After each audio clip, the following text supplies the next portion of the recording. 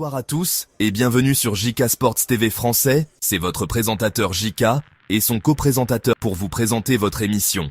La récapitulatif complet de la journée en Premier League anglaise. Des performances exceptionnelles, des retournements de situation et des buts spectaculaires ont marqué cette journée du 15 février 2025. Sans plus attendre, plongeons-nous dans les faits marquants. Commençons par le déplacement d'Arsenal au King Power Stadium pour affronter Leicester City. Arsenal a remporté une victoire cruciale de 2-0 contre Leicester City au King Power Stadium le samedi 15 février 2025. Les deux buts ont été inscrits dans les 10 dernières minutes par le remplaçant Mikel Merino, permettant aux Gunners de rester dans la course au titre. Le match est resté sans but jusqu'à la 81e minute, lorsque le jeune Ethan Nwaneri a délivré un centre précis que Merino a converti de la tête pour ouvrir le score. 6 minutes plus tard, Merino a scellé la victoire en marquant un deuxième but en contre-attaque. Cette victoire permet à Arsenal de rester à 4 points du leader, Liverpool, maintenant ainsi leurs espoirs de titre. De son côté, Leicester City continue de lutter en bas de tableau, restant dans la zone de relégation. Direction maintenant l'Etihad Stadium. Manchester City a dominé Newcastle United avec une victoire éclatante de 4-0 au stade Etihad le samedi 15 février 2025. La nouvelle recrue, Omar Marmoush, a été la vedette du match en inscrivant un triplé en première mi-temps, tandis que James McAtee a ajouté un 4e but en fin de rencontre.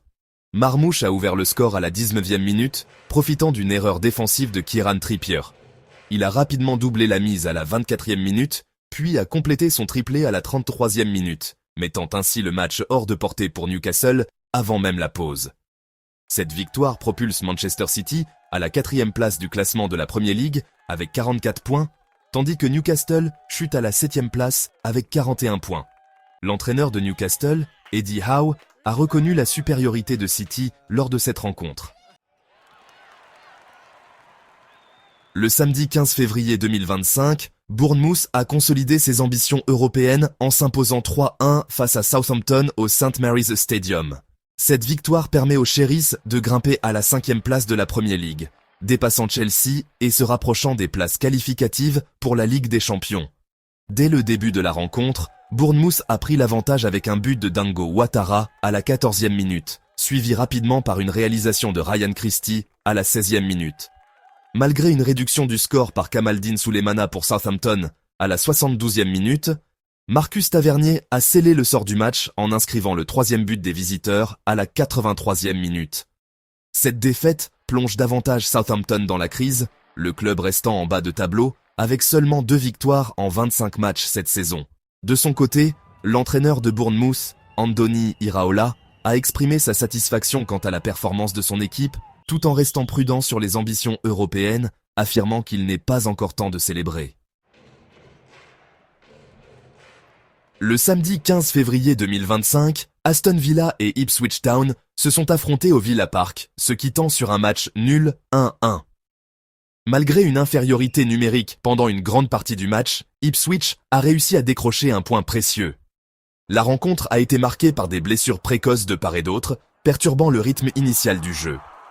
À la 40e minute, Axel Tuanzebe d'Ipswich a été expulsé après avoir reçu un 2e carton jaune, laissant son équipe à 10. Malgré ce désavantage, Ipswich a ouvert le score à la 56e minute grâce à Liam Delap, qui a inscrit son 10e but de la saison en reprenant un centre d'Omari Hutchinson. Aston Villa a égalisé à la 69e minute. Un coup franc puissant de Marcus Rashford a heurté la barre transversale, permettant à Ollie Watkins de marquer sur le rebond. Le gardien d'Ipswich, Alex Palmer, a réalisé plusieurs arrêts décisifs pour préserver le score. Ce résultat maintient Ipswich en 18e position avec 17 points, tandis qu'Aston Villa occupe la 9e place avec 38 points.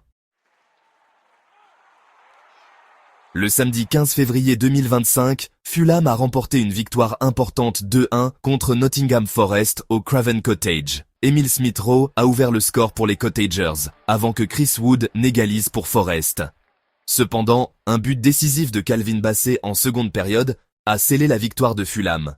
Dès le début du match, Fulham a montré son intention offensive.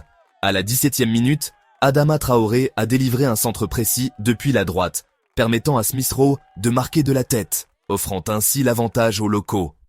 Malgré la domination de Fulham, Nottingham Forest a réussi à égaliser juste avant la mi-temps. Chris Wood, profitant d'une rare opportunité, a inscrit son 18e but de la saison, ramenant les deux équipes à égalité. En seconde période, Fulham a continué à exercer une pression constante. Leur persévérance a été récompensée à la 62e minute, lorsque Calvin Bassey a marqué de la tête sur un corner, redonnant l'avantage aux siens. Cette victoire permet à Fulham de grimper à la 8e place du classement, renforçant ainsi leurs espoirs de qualification européenne. De son côté, Nottingham Forest reste 3e, mais voit son avance sur les poursuivants se réduire. Le samedi 15 février 2025, West Ham United s'est incliné 1-0 face à Brentford au London Stadium, prolongeant ainsi sa série de matchs sans victoire à 4. Cette défaite place les Hammers à la 16e position du classement de la Premier League. Dès la 4e minute, Kevin Shade a ouvert le score pour Brentford, profitant d'une défense de West Ham qui a concédé son 10e but en première période cette saison. Malgré des tentatives en seconde période, notamment avec l'entrée en jeu de l'attaquant Evan Ferguson, West Ham n'a pas réussi à égaliser. Brentford a maintenu sa solidité défensive, enregistrant ainsi sa 3e victoire consécutive à l'extérieur en Premier League, un record pour le club. Cette défaite souligne les difficultés actuelles de West Ham, notamment sa vulnérabilité en début de match, ayant concédé 10 buts dans les 10 premières minutes de jeu cette saison.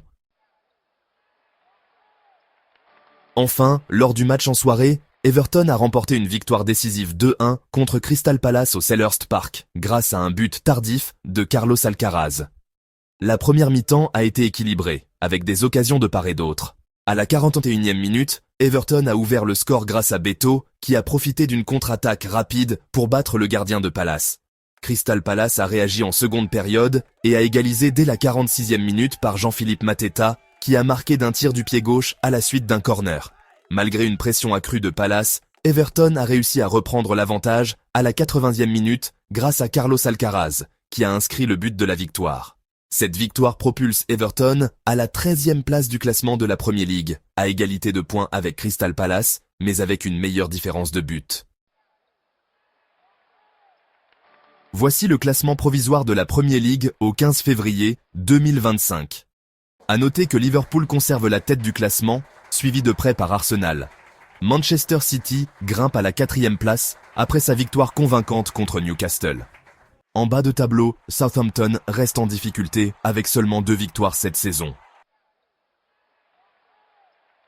Ces résultats ont des répercussions significatives sur le classement de la Premier League, tant pour la course aux places européennes que pour la lutte contre la relégation.